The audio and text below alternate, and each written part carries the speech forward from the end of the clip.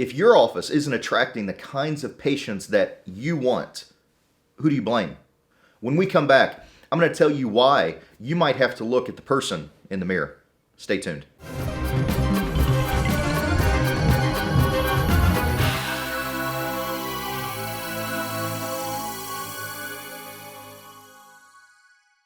Colin Receveur here. It's Tuesday, August 19th, and I want to know who's to blame for you not having the practice that you want.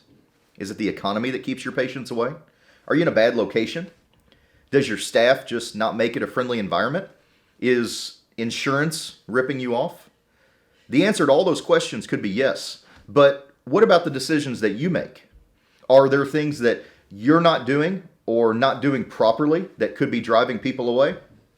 My guess is yes. Here's the top 5 things that I see in my various discussions with dentists around the country that keep them from attracting more and better patients. Number 1 is you're offering free and discounted services. Now, there's a big difference between offers and services. Discounted offers are things designed to get people in the door to meet you, to see how great you are, to see how you're approachable and likable.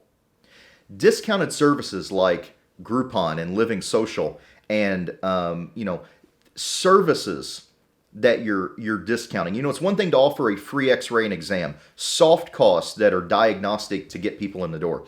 When you start discounting your services, it's nothing more than a short-term play to get people in your office. But think about what kind of patients you're trying to attract. It's going to be patients that only care about the cost. You think those patients are going to fund your retirement? What do you think offering freebies and discounts says to the patients that can pay? It says your services aren't worth that much. Number 2, you tell patients what is important to you as a dentist. 99.9% of your patients aren't dentists. They don't care where you went to school. They don't care about your new equipment. They don't care what journals you've been published in.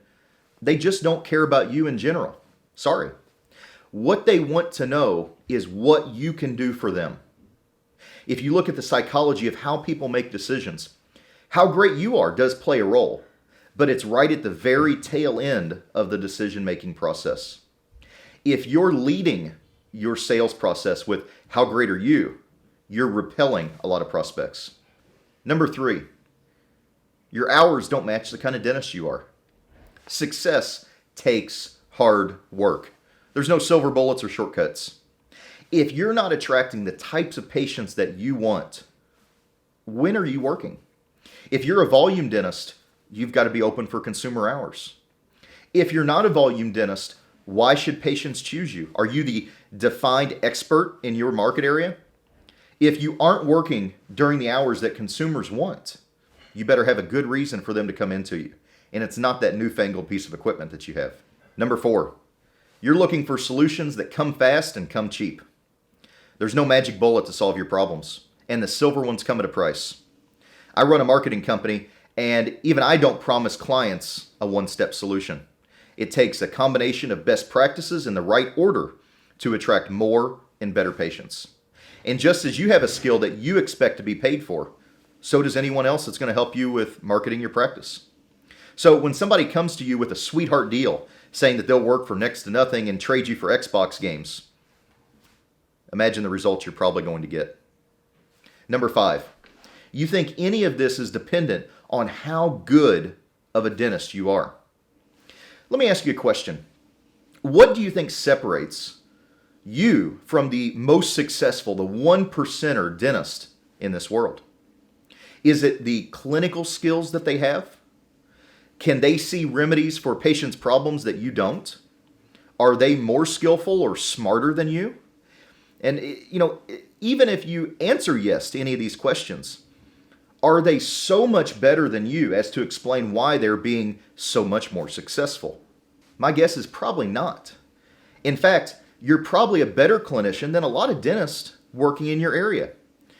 I heard a dentist say once that he had good clinical skills, and he's obviously a very smart guy. He's been very successful in practice.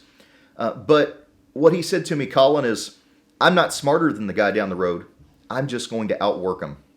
And that doesn't mean putting in 60 clinical hours a week. That means you've just got to work harder and smarter than the guy down the road. You have to leverage yourself in the ways that you are most profitable, in the ways that you have certain dominant skills that are better, and know your weaknesses so that you're not focusing on areas that you're weak in. These top 1% dentists, the common traits that I see with them is they're able to recognize and capitalize on initiative, opportunity, promotion, and their individual skill sets. Fix these 5 problems, and you'll be running loose with more and better patients. Keep moving forward.